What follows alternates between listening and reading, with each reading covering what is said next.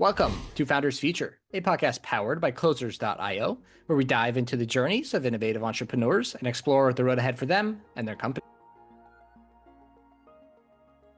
We uncover the stories behind impactful ventures, the challenges faced along the way, and the strategies driving their future growth.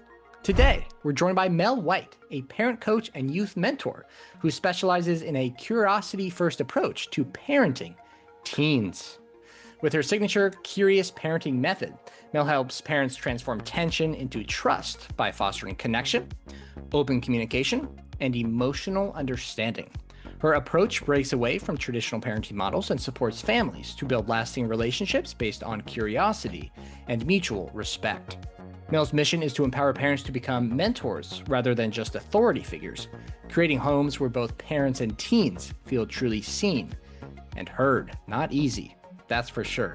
Mel, a very, very warm welcome to Founders Future. Thank you. I'm so excited to be here. Absolutely. Going to be a tremendous episode. I know the listeners and myself will be learning some very, very good things today. But before we dive in, I do like to start with your background a little bit. So before becoming a parent coach, before embracing entrepreneurship, what were you doing and what was really your inspiration to get into this space? So I actually started out I had an interesting time in high school, which we can touch on later. But I left high school when I was around 17. And as you can imagine, being a 17-year-old, what are you going to do? Well, you're going to go do some traveling. My parents really wanted me to volunteer my time since I wasn't completing my final year at school. So I went and taught English in a monastery in Nepal to young future monks and nuns. And so I was teaching girls that were from the ages of 5 through to 15.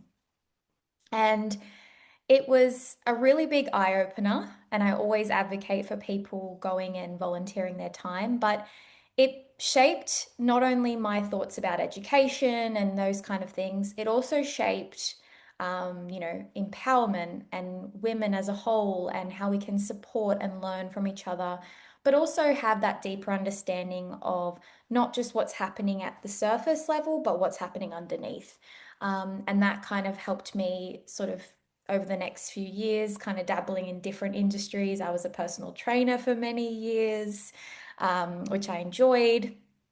I then got into marketing, spent many years in the corporate marketing world, and then came back and just was kind of like, look, what am I doing with my life? What is my purpose here? And came back to that core reasoning, which is, I really want people to have a better experience than I did as a teenager. I really want to transform the way that parents see and adults in general see and perceive young people. And that's my mission is to essentially help both parties come together and start working together rather than against one another. I love that. You chose a feat that's not an easy one. That's for sure. I'm not sure how different it is down in Australia, but I know in the US, it's tough. That's for sure. So I would honestly just love to dive in. Can you walk Mm. us through, your work with these parents and these teens?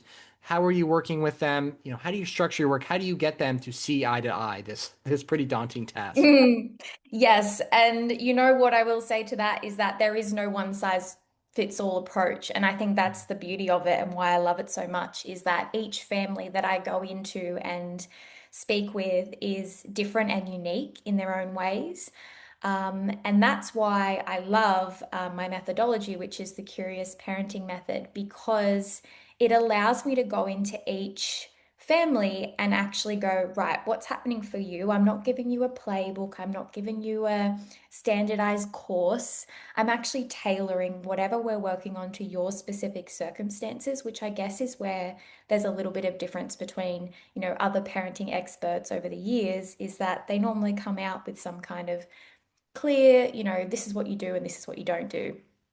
And I kind of like to throw that out the window a little bit and actually get down and speak with both sides, because essentially there are sides when I come in is that there's this teen or teens and other kids, and then there's the parents, and they're just not on the same page.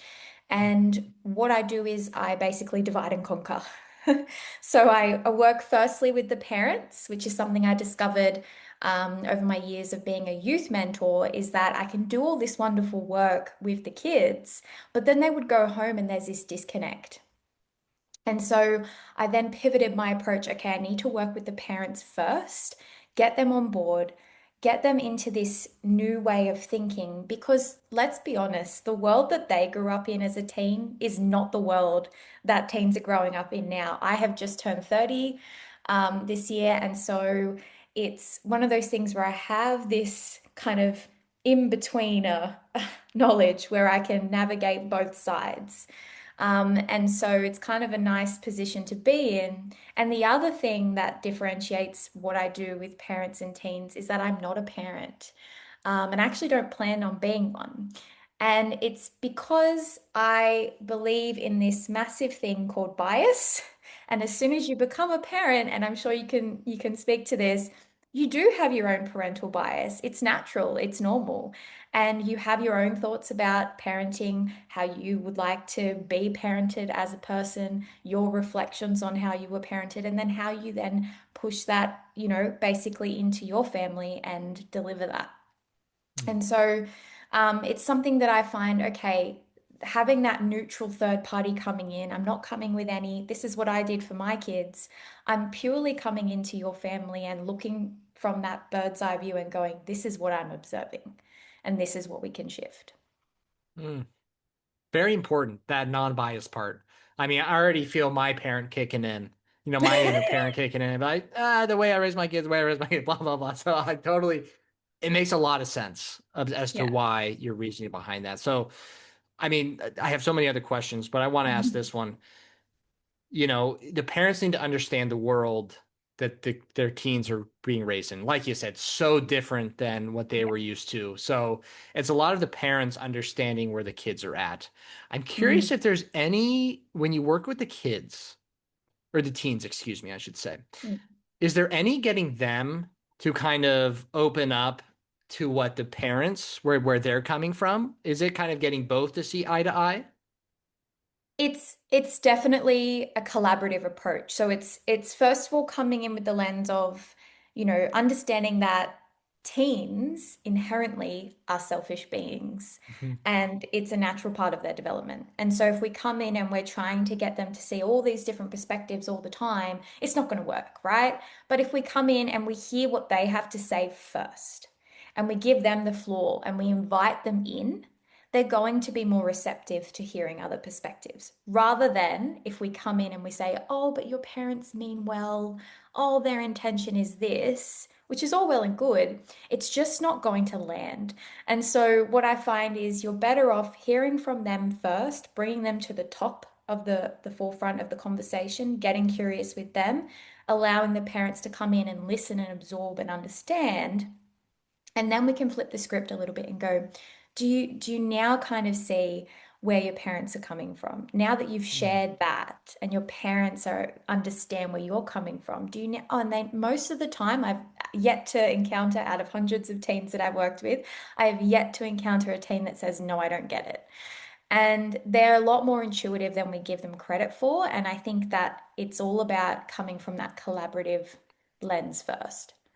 Got it. Okay. That makes a lot of sense. Like I've alluded to multiple times already, not easy work that you're doing. I assume this doesn't happen overnight, right? No. So, how long would you say you're typically working with these families for? It's very much dependent on the age. So teenagers for me, so I work with tweens and teens. So tweens is like that 9 to 11, and then 12 to 17, 18 was kind of the cutoff for teens, which is obviously a big range. And so if I'm working with, a 16-year-old, we might not need as much time as if I'm working with a 13, 14-year-old. So it just depends. And on average, I would say between 6 and 12 months. I like to work with a family at a minimum because if I'm honest, that's how long it takes to see change. And it is a long process because if you are expecting overnight results, it's not like with younger kids where you can do things like sleep training and those kind of things where you can actually see really quick, immediate results. The things that I'm working on are wider behavioral changes, but also mindset changes, which are super, super intricate and personal to each family, their history, how they were parented, all of those things come into play. And so it's a lot more nuanced. So, yes, it definitely takes time. But that being said, just because we're working together for 12 months, doesn't mean we're in touch every single day. Hmm. It varies as the process goes along. Gotcha. Okay. Is it mostly like weekly or bi-weekly one-on-one Zoom calls where you're doing this work? Is that mostly how it's structured? Yeah, so it's again, as I said, it's kind of nuanced, but for most families, I try and do between 1 and 2 calls a month. Hmm. And for teens, I like to have a weekly touch point, and we do that through WhatsApp. So we actually text and voice note because meet them where they are. And I find that I get much more engagement that way. Gotcha. Okay. A lot of sense. You're very hip to the times, right? You know, you know how to connect with these teens. That's for sure. So, to my knowledge, not a ton of teenagers listening to this podcast, more so parents, people Yeah. around our age. Any tips you could give parents as to how Mm. to better communicate, better just be better parents to their teens? Yeah, I think the biggest one I'll say is listen first. And I know that sounds really, really basic, but if we pause, we stop, we create space to listen, we're going to have a better outcome. That's science. That's not just me saying that. But the more space you give for trust to develop, for things like listening rather than just responding or reacting, you are just going to get a better result. The other thing I'll say is intention is everything. So even if you have a really difficult conversation with your teen, but your intention is good, that's okay. You don't have to be perfect. And you can also, and this is the other thing, admit when you make a mistake. Mm, Admit when things didn't go the way that you had planned. Hey, that conversation didn't go how I wanted it to. And by mirroring that behavior, you're basically teaching your teen what they're expected to do in those times when things don't go to plan. And mm, if you're not blowing up and if you're not, getting dysregulated, which is easier said than done, your teen's going to learn that behavior over time, even if you feel like they're not absorbing it. Trust me, they are. mm. And when they do become adults, they do reflect on those moments. They're watching. They're watching. That's right. They're watching us. That's for sure. Looking to the back end of the business for a second, how Mm, are these parents, teens, these families currently finding you to work with you? mm. It's a great question because I think I mentioned earlier, so my background's in marketing. I did that for about 8 years and I still kind of dabble in it. I mean, running a business, you've got to know marketing, right? So it's been definitely a great skill set to have. And so I do a lot with social media. Um, I am quite prominent on there in terms of posting a lot, engaging a lot. But mostly people find me through my podcast, Mm, which is called Your Parent Coach. And majority of my audience are actually in the US, which is super interesting because I'm obviously based in Australia. mhm, But it's one of those things where there's ebbs and flows, just like in any business. And when there is an ebb, I do paid marketing, which is my kind of thing that I've always loved doing and what I'm really good at. And so paid ads, when you can, is definitely a way to help build that lead generation funnel. mhm. Love that. Love that. So you're in Australia. A lot of your clients are in the States. How do you find that working with people across the globe, essentially? How does that work out? It's time zone chat is not fun. I'm not going to lie to you. So, time zones are probably the bane of my existence. When someone figures that out, let me know. But apart from that, it's actually really great, and I find that working with particularly the US market, they're very receptive to us Aussies, and they do like our approach, and they find us quite, entertaining, I suppose.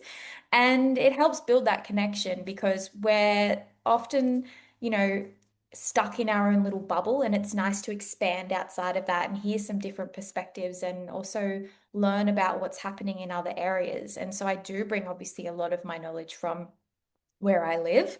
and the things that I've observed and seen over the years. And a lot of that isn't accessible in the US in terms of the knowledge base. Mm, And the type, obviously your schooling system is really different. So I've had to do a lot of learning around that as well, which has been really interesting for me. But yes, it's kind of a nice way to show that I don't know everything and I learn just as much from my clients as they learn from me. I love that. And I totally get that. Wanting someone else's perspective. You know, us in the States here, we get tired of each other sometimes. I don't know if you know, sometimes there's some turmoil here in the States. So, yeah, we like some perspective. And I'm So sure fair. you just had a dandy of a time learning about our public school system. Just, Oh, very interesting. It was a very nice way of putting it. So, thank you. no, it's definitely complex, I'll put it that way, and not Mm, straightforward whatsoever. But that being said, in Australia, our schooling system's not perfect either. And, there's bits and pieces that we can each learn, you know? mm, absolutely. And do you have any employees that work with you, or are you a one-woman show? I am a solo gal. I do have contractors working for me from time to time. I have, a VA that works with me sometimes. I have a web developer that I contract out. So I kind of bring in people when and if I need the extra support. If, my goal is to obviously have a full-fledged company, and have lots and lots of employees and a lot of different coaches and mentors working with me. But yeah, at the moment, it's just me. Mm, love it. And I think you just touched on it a little bit, but I'd love to hear about some goals that you Mm. have, other than, how you scale into multiple employees, like you just mentioned. Any goals you've set, let's say for the next 1 to 2 years that you're specifically looking to Mm. achieve? Basically, world domination. Yeah. Why not? Why not? No, you know what? My goals are, they're going to sound really lame to most people, but my goals are just to reach as many people as possible with this new kind of framework of parenting and to just share a bit of a different perspective and for people to be able to learn something, maybe get some support, and know that things can change. And I think that's one of my biggest goals is to basically share with parents that things can change. No matter how bad they are, they can change. And I think a lot of parents that have teens who are, going through a lot, maybe they are having some mental health challenges, different things like that, it can really seem like there is no way out.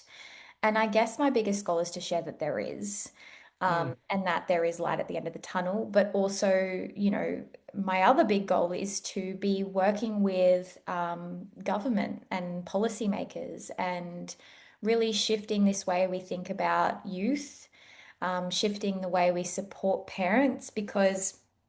I'm not 100% sure what it's like in the US, but in Australia in particular, we do have a lot of support programs and funding for parents with kids under 10. And once they reach 10, you cut off.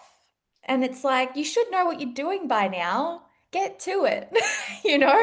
it's so And there's different. just, yeah, right. And it's like, you're basically having to start again once your kid turns 10, not have it all figured out. You've got to start with a completely new approach, which is what I'm trying to showcase.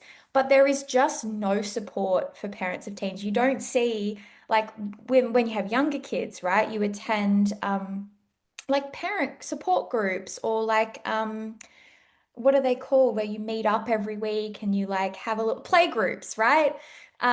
You attend little play groups with, other parents that have kids and you're going to more of the little kid parties and meeting other parents in that space and more activities and those kind of things. When your kids become more independent as they get older, you're not doing those things anymore. You're not surrounded by other parents of teens. It's just kind of not heard of. And so you become very isolated. But really, when your kids turn 10, 11, 12, that is when you need your village. That is when you need your support Mm, network around you. And you need advice and you need support and you need someone to just vent to. And that is when things get tricky. And so I just think we're really doing a disservice to parents. And that's what I want to change. mm. Such a great goal. Such a great goal. I couldn't think of a better one myself. Mel, such a pleasure having you on. Where can the listeners find you? Where can they connect with you online? Yes, so they can find me on my website, www.melwhiteparentcoach.com, or on my Instagram, TikTok, Facebook at Mel White Parent Coach. Find me there. Also, go and search up my podcast, Your Parent Coach Podcast. And yes, I would love to absolutely connect with anybody who is interested to learn more or simply just wants to have a chat. Love it. Mel, it was an absolute pleasure. Thank you so much for your time. Thank you so much. Absolutely. And that will wrap up another inspiring episode of The Founder's Future. To our listeners, if you enjoyed this episode, make sure to go and connect with Mel on her website at melwhiteparentcoach.com. That link and all of her social media and the link to her podcast as well will be linked in the show notes and description down below. And if you are a business owner, specifically a coach, consultant, or agency owner, and you're looking to scale your business, and you really want to enhance your sales and marketing efforts, visit closers.io to hop on a call with our team and discover how we went from 0 to 30 million per year in less than 3 years. Until then, keep on climbing.